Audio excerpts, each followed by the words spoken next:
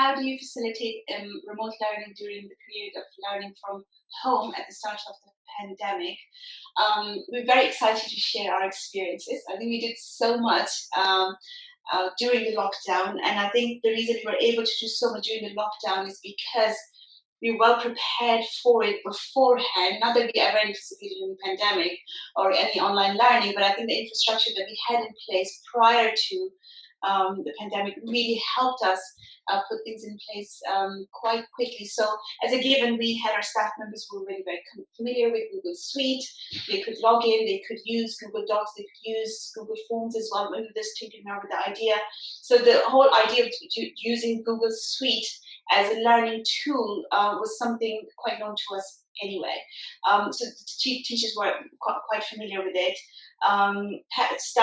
Children were quite familiar with it as well, so they were able to log in. They all had the login details, at least Key Stage 2.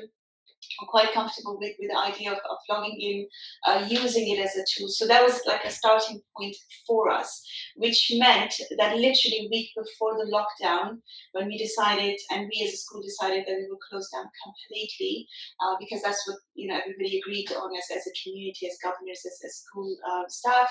And literally a week before, we started the process of introducing our teachers to Google Classroom.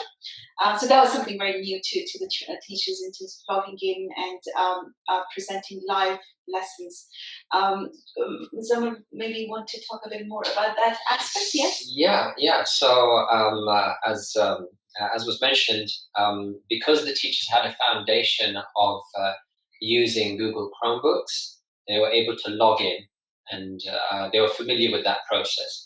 So building on that made the next step easier. But the next steps were quite challenging at the same time. So we had to decide on a platform in which to deliver our lessons remotely. And since we were already part of the Google infrastructure, we decided to go with Google Classrooms. And so that was the first step. So we introduced Google Classrooms to our teachers.